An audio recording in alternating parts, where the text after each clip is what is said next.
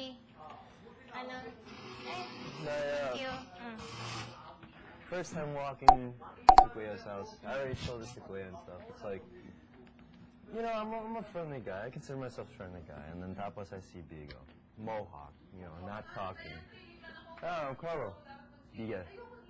No smile or anything towards me. And then I'm like, oh man, I'm gonna have trouble with this guy right here for sure. For sure this guy's gonna be acting like a hard ass. And then, like, you know, the next day, like, we didn't really talk or anything, and then I found out why that we didn't really talk, because kasi hindi na usapan in English. But then after a while, it's like, oh man, this guy is so innocent, you know? Ang cute niya. So, Takot ako yung first night kay Bia.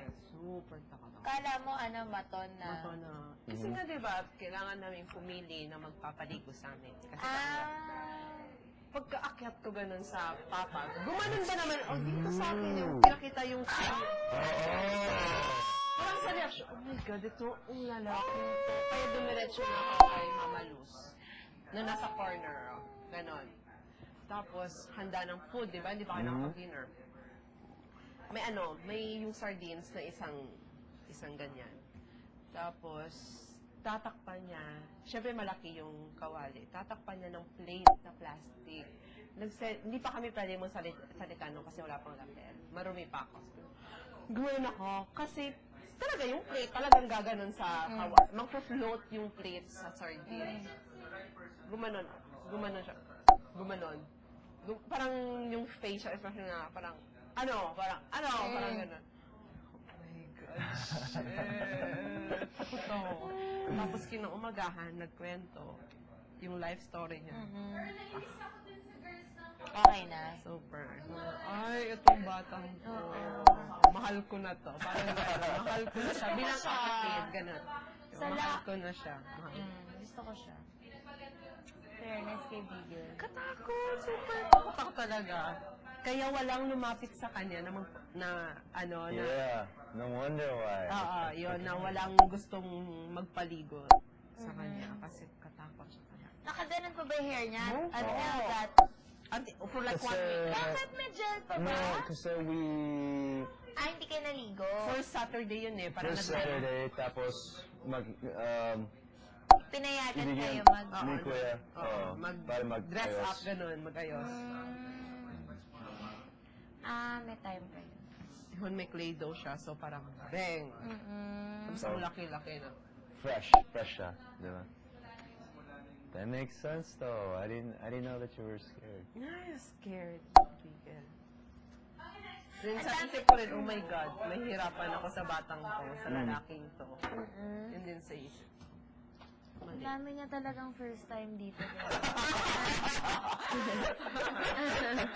Bakit sinusundahan? Ito Di ba kanina pa?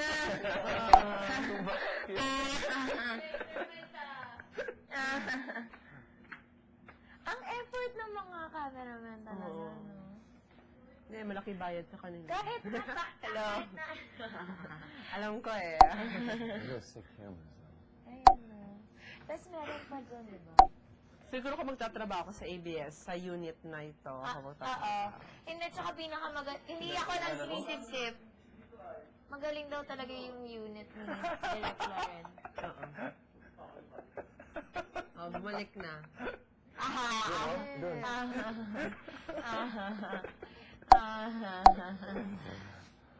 Bakit dito?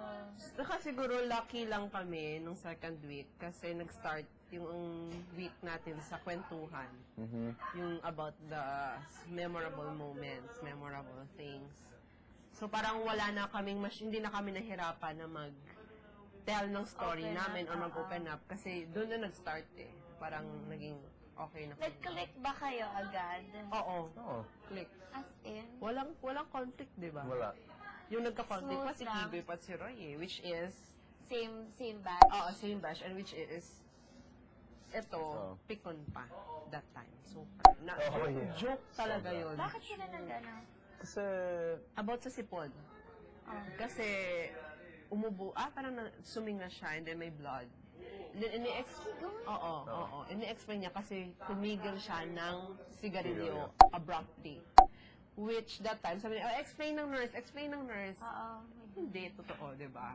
Sabi ni Dayan, capillaries lang na masyadong mataas yung pressure. Obviously, dudugo. Ayaw niyang i-accept yung Hindi. explanation. Kasi daw biglang tumigil.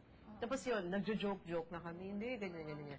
Tapos itong si Roy, no, yung pagiging kalugin, sabi niya, oh, may tama ka, Kigoy. Gumanon daw si Roy. Tapos joke